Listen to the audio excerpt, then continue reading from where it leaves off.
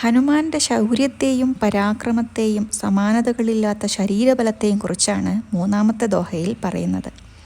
മഹാവീര വിക്രം ഭജരംഗി കുമതി നിവാര സുമതിക്കേ സംഗീ.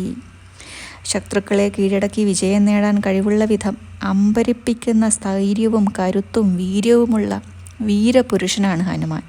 അതിലുപരി ആത്മീയമായ ശക്തി, ധൈര്യവും വീര്യവുമുള്ളത് കൊണ്ട് തന്നെ ഹനുമാനെ മഹാവീർ എന്ന് വിശേഷിപ്പിച്ചിരിക്കുന്നു. ഹനുമാൻ സമുദ്രതരണം ചെയ്യുന്നതിന് മുൻപ് അല്പസമയം ധ്യാനിക്കുന്ന ഒരു രംഗം വാൽമീകി രാമായണത്തിൽ പറയുന്നുണ്ട്. അതായത് ആദിയോഗിയായ ശിവനെ പോലെ അവതാരമായ ഹനുമാനും ഒരു യോഗിയാണ്. പത്മാസനത്തിലിരുന്ന് ധ്യാനിക്കുന്ന ഹനുമാൻ പ്രാണായാമം ചെയ്യുകയാണ്. യോഗാഭ്യാസത്തിലെ പ്രധാന വിഷയമായ പ്രാണായാമം വായുഭഗവാൻ ആദ്യം പഠിപ്പിച്ചിരിക്കുന്നത് തൻ്റെ പുത്രനായ ഹനുമാനെയാണ് എന്നാണ് ഐതിഹ്യം. അതുപോലെ തന്നെ സൂര്യനമസ്കാരത്തിൻ്റെ ഉപജ്ഞാതാവും ഹനുമാനാണ് എന്ന് പറയപ്പെടുന്നു. തൻ്റെ ഗുരുവായ സൂര്യഭഗവാനോടുള്ള ആദര സൂചകമായി ഹനുമാൻ ചിട്ടപ്പെടുത്തിയതാണത്രേ സൂര്യനമസ്കാരം. വിക്രം എന്ന് വിശേഷിപ്പിച്ചിരിക്കുന്നു ഹനുമാനെ. ശൗര്യത്തിൽ ബാലിയും രാവണന് പോലും ഹനുമാനോട് തുല്യമല്ല എന്ന് വാൽമീകി രാമായണം പറയുന്നു. ഹനുമാന്റെ ഭുജവീര്യം കൊണ്ടാണ് ഞാൻ ഇലങ്കയെയും ലക്ഷ്മണനെയും സീതയെയും ഈ രാജ്യത്തെയും മിത്രങ്ങളെയും ബന്ധുക്കളെയും എല്ലാം നേടിയത്, രാവണനെ വധിച്ചത് എന്നൊക്കെ ശ്രീരാമചന്ദ്രദേവൻ പറയുന്നുണ്ട്. ശത്രുക്കൾക്ക് ഭയകാരിയും മിത്രങ്ങൾക്ക് അഭയങ്കരകാരനുമാണ് ഹനുമാൻ. അതുപോലെ ബജ്രംഗി എന്നാൽ വജ്രം പോലെ കഠിനമായ ശരീരവും മനസ്സുമുള്ളവൻ എന്നാണ് അർത്ഥം.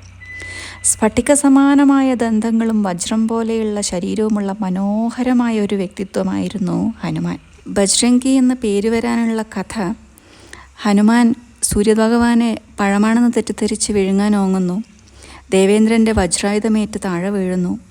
വായുഭഗവാൻ ദേഷ്യപ്പെട്ട് സൃഷ്ടിയിൽ നിന്നുള്ള പ്രാണനെയെല്ലാം പിൻവലിച്ച് ഹനുമാനെയും കൊണ്ട് ഗുഹയിൽ പോയി ഒളിച്ചിരിക്കുന്നു. പിന്നെ എല്ലാ ദേവന്മാരും മാപ്പ് പറഞ്ഞ് അവസാനം ഹനുമാനെ എല്ലാ ദേവന്മാരും അനുഗ്രഹിക്കുന്നു. അങ്ങനെ അതിബലശാലിയും അജയ്യനും ചിരഞ്ജീവിയുമായി തീരുന്നു. ദേവേന്ദ്രൻ്റെ വജ്രായുധം പോലെ കരുത്തുറ്റതായിത്തീരുന്നു ഹനുമാന്റെ ശരീരം. കുമതി നിവാര സുമതിക്കേ സംഗി. നീചബുദ്ധികളെ നശിപ്പിക്കുന്നവനും സദ്ബുദ്ധിയുള്ളവരുടെ തോഴനുമാണ് ഹനുമാൻ. കാരണം ഹനുമാൻ ധർമ്മത്തിൻ്റെ പക്ഷത്താണ്. ഹനുമാൻ്റെ ഏറ്റവും വലിയ ശക്തി അദ്ദേഹത്തിൻ്റെ ഭക്തി തന്നെയാണ്. ഹനുമാൻ്റെ സാന്നിധ്യത്തിൽ അതുകൊണ്ട് തന്നെ ദുഷ്ചിന്തകൾക്ക് ഒരു നിലയുമില്ല. സച്ചിന്തകൾ പരിപോഷിക്കപ്പെട്ട കാമക്രോധ മോഹലോഭ മതമാത്സര്യങ്ങളിൽ നിന്നെല്ലാം മുക്തനായ ഹനുമാൻ തന്നെ സ്മരിക്കുന്ന എല്ലാവരുടെ ഉള്ളിലെയും അഹംഭാവം എന്ന അസുരനെ വധിക്കുന്നു. പകരം അവിടെ ശ്രീരാമനാകുന്ന പരമാത്മാവിനെ പ്രതിഷ്ഠിക്കുകയും ചെയ്യുന്നു എന്നാണ്.